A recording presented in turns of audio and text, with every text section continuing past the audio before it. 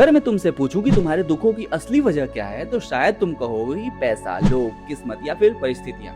लेकिन सांख्य दर्शन कहता है कि तुम्हारे हर दुख की शुरुआत अरबों साल पहले हो चुकी थी, जब पुरुष और प्रकृति पहली बार मिले थे। अनंत काल तक सिर्फ दो ही तत्व मौजूद थे, पुरुष और प्रकृति।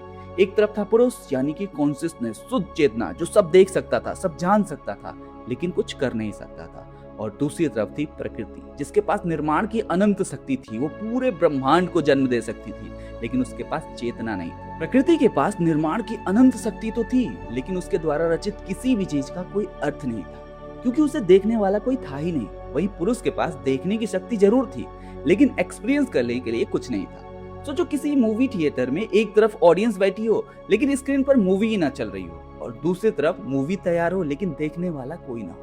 ऐसे में दोनों अपने आप में पूरे होते हुए भी अनुभव के स्तर पर अधूरे थे। और फिर जब पुरुष की नजर प्रकृति पर पड़ी, तो प्रकृति के शांत समंदर में एक हलचल सी मच गई, जैसे सदियों से सोई हुई कोई शक्ति जाग उठी हो। और उसी पल शुरू हुआ सृष्टि का सबसे बड़ा खेल। प्रकृति ने सबसे पहले जन्म दिया बुद्धि को, क्योंकि बिना बुद्धि के कोई भी निर्णय नहीं हो सकता था।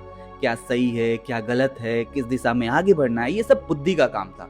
सोचो अगर बुद्धि ना होती तो हम भी अपने इंस्टिंक्ट्स के हिसाब से ही जी रहे होते, बिल्कुल अन्य प्राणियों की तरह। लेकिन अब भी एक समस्या थी, निर्णय तो लिए जा रहे थे, लेकिन ये निर्णय किसके लिए लिए जा रहे हैं, ये बताने वाला कोई नहीं। इसलिए प्रकृति ने अगला तत्व बनाया, अहंकार। और अहंकार ने पहली बार कहा, मैं अलग हूँ, मैं एक व्यक्ति हूँ, मैं दूसरों से अलग हूँ। और इसी एक शब्द से पैदा हुए हजारों शब्द, मेरा नाम, मेरा घर, मेरी फैमिली, मेरा पैसा, मेरी पहचान और मेरी कहानी। और यहीं से इंडिविजुअलिटी का जन्म हुआ। लेकिन ध्यान देना, अहंकार तुम्हारा कोई दुश्मन नहीं था, वो सिर्फ एक आइडेंटिटी कार्ड था, एक टूल था, ताकि तुम इस दुनिया में अपना रोल निभा सको। प्रॉब्लम अहंकार नहीं था, प्रॉब्लम तब शुरू हुई जब पुरुष ने इस आइडेंटिटी को ही अपनी असली पहचान समझना शुरू कर दिया। जैसे कोई एक्टर फिल्म में इतना डूब जाए कि वो भूल जाए कि वो एक्टर है और खुद को कैरेक्टर समझने लगे। पुरुष के साथ भी कुछ ऐसा ही होने वाला था, क्योंकि अब तक पुरुष सिर्फ देख रहा था, लेकिन अब पहली बार उसे प्रकृति के बनाए हुए कैरेक्टर से लगाव होने लगा था। और यहीं से शुरू होने वाला था दुख का पूरा खेल।